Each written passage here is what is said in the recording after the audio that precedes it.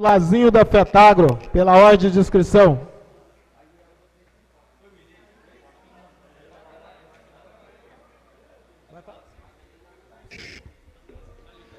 Obrigado, senhor presidente. Cumprimento Vossa Excelência, vosso nome, todos os nobres deputados desta casa. Cumprimento os nossos colaboradores, funcionários desta casa, junto com toda a imprensa presente. Cumprimento também todo o público, senhoras e senhores, vereadores, vereadoras, que trabalham junto à classe política no estado de Rondônia. Senhor presidente, em primeiro lugar, eu gostaria de salientar aqui o trabalho da agência Idaron em mais uma campanha de vacinação do rebanho no estado. A todos os funcionários, a toda a equipe da Idaron, mesmo com todas as dificuldades, ainda com a falta de infraestrutura, com a falta de funcionários, mas que realizou, termina hoje todo o trabalho da declaração de todo o rebanho que foi vacinado. Até ontem, os números diziam que 12 milhões, quase 12 milhões e 500 mil cabeças no estado foram vacinadas. Isso de 13 milhões e meio de cabeças. Então nós temos aí alcançado, mais uma vez, pela Idaron, a ação de trabalhar pela sanidade animal do nosso estado. Isso é importante porque o estado continua e continuará ampliando as suas fronteiras na comercialização dos produtos derivados do reino animal. Também quero aqui salientar o trabalho que fizemos a semana passada, juntamente com a SEDAM. Estivemos fazendo uma visita à Assembleia Legislativa no Mato Grosso. A FAMERON, que é a Federação da Agricultura, FAMERO, né, que é a Federação da Agricultura do Estado do Mato Grosso, e também ao governo, a Secretaria de Meio Ambiente daquele estado, para conhecer os projetos que estão sendo trabalhados naquela região, os projetos de lei naquele estado, referente a os projetos de RED, os projetos de mudanças climáticas, projeto de compensação por serviços ambientais ou pagamento por serviços ambientais. Lá eles têm hoje já uma legislação de RED aprovada, que é referente à questão das áreas de recuperação, né? Estão trabalhando agora um projeto de lei separado com relação às mudanças climáticas no estado, e dentro desse projeto vem incluir o pagamento por serviços ambientais. É um tema que nós temos trabalhado na Comissão de Agricultura, e lá nós visualizamos que ainda tem uma distância bastante grande daquilo que a sociedade espera na questão ambiental, mas principalmente na questão do produtor, que é aquele que presta o serviço ambiental. A proposição que nós fizemos junto à SEDAM, e que foi criado de uma audiência pública nossa aqui na Assembleia, um grupo de trabalho junto à SEDAM, para a elaboração dessa lei de mudanças climáticas no estado. Essa lei que deve contemplar a questão do RED, que é com relação à recuperação, e contemplar também a questão de pagamento por serviços ambientais. Nós entendemos que a questão da sustentabilidade ela é importante. Entendemos que o agricultor, seja ele grande ou pequeno, se nós conseguirmos dar a eles as condições de manter a sua área, de preservar a sua área, nós teremos, com certeza, a questão ambiental solucionada no Estado. Se nós acharmos, ou se os governos acharem que o produtor vai fazer isso sem ter nenhuma compensação financeira, isso, na minha visão, não vai acontecer nunca. Então, nós precisamos que essa lei, o Estado possa, a SEDAM possa, o mais rápido possível, junto a esse grupo de trabalho, elaborar essa legislação que trata das mudanças climáticas do Estado, que trata da rede e que trata do pagamento por serviços ambientais. Isso irá fortalecer a nossa agricultura, irá fortalecer a nossa sustentabilidade. Dizer que a região amazônica por si só, ela tem que ser preservada, o mundo inteiro diz. Agora, como que isso deve acontecer? A forma como nos prega é uma forma que é inviável para o nosso Estado.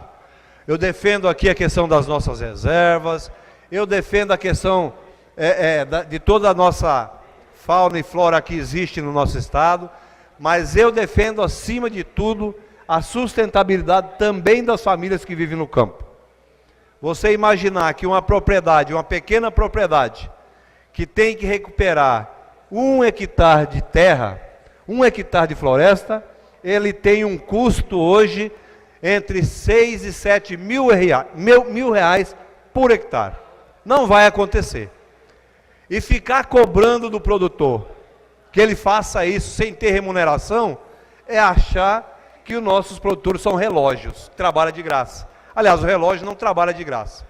Então a gente precisa entender que essa sustentabilidade tem que estar incluído dentro dela a questão da sustentação econômica das famílias que vivem no campo. Nós não temos que ficar discutindo se é grande, se é pequeno.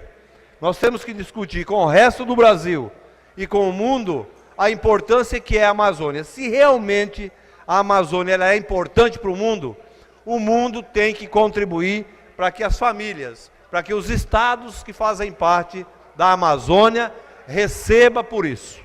O mundo tem que bancar a questão ambiental aqui no Brasil. O mundo não pode ficar nos cobrando. E os outros estados da federação, que até em algum deles tem algumas experiências, precisam entender que a Amazônia, na Amazônia, se produz, que é um povo trabalhador e que não vai deixar de produzir se não tiver as compensações que precisa ter.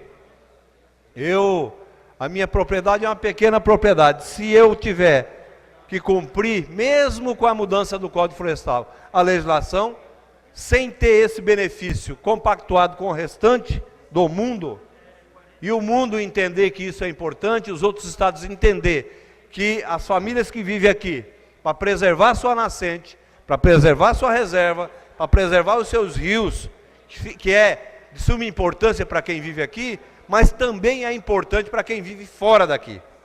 Então, essa ideia, esse projeto deva contemplar a sustentabilidade social, ambiental e também a sustentabilidade econômica dos estados e das famílias que vivem na agricultura. É isso que a gente tem trabalhado. Ali no Mato Grosso ainda é uma pequena semente plantada. A nossa equipe esteve no Acre, vendo também essa outra experiência. E o estado de Rondônia não precisa ter medo de trabalhar essa questão. Os nossos produtores não precisam ter medo de discutir essa questão, porque o mundo tem recurso para isso. O que nós precisamos é de uma boa lei, de um bom projeto, para que isso possa ser viável financeiramente também para o nosso Estado. Nós podemos ter isso, essa lei, podemos ter a questão do meio ambiente, a questão da sustentabilidade, como inclusive instrumento de arrecadação para o Estado, na questão ambiental, na questão de turismo, enfim, em tudo aquilo que nós precisamos discutir, elaborar nessa lei. Então, essa visita nossa, junto com a nossa equipe, esteve lá a menina que da SEDAM acompanhando também a nossa equipe, e nós pudemos visualizar de perto uma pequena lei, ou uma lei de uma parte de um projeto que eles fizeram lá. Eles fatilharam a ideia, e nós não. Nós estamos com a ideia, deputado Adelino, de fazer isso numa legislação só, que possa dar proteção ao Estado, proteção à questão ambiental, mas principalmente proteção às famílias que vivem da agricultura, que vivem da pecuária, ou enfim, que vivem no campo aqui no nosso estado de Rondônia. Ainda são sementes plantadas, mas eu tenho certeza que deverá, a médio prazo, a gente começar a ter resultados, e resultados importantes.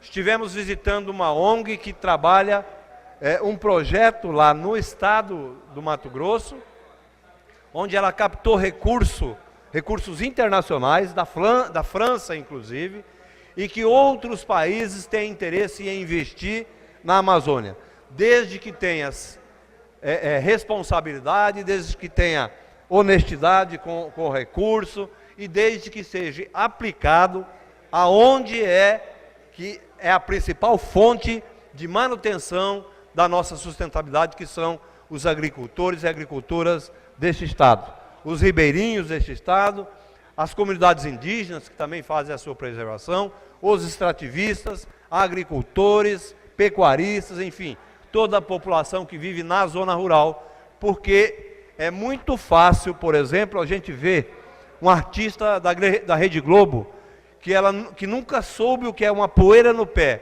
e se falar que inchada é inchaço de canela, ela vem dizer que nós temos que fazer na Amazônia com relação à preservação. É nós que vivemos aqui, é nós que produzimos, e lá fora come daquilo que nós produzimos aqui. Eu estive, deputado Léo, parabenizar pela vossa luta e pela disputa eleitoral. Eu estive numa audiência quando estava discutindo o Código Florestal em Brasília, uma audiência no Senado, e lá estava uma procuradora do Ministério Público lá de São Paulo.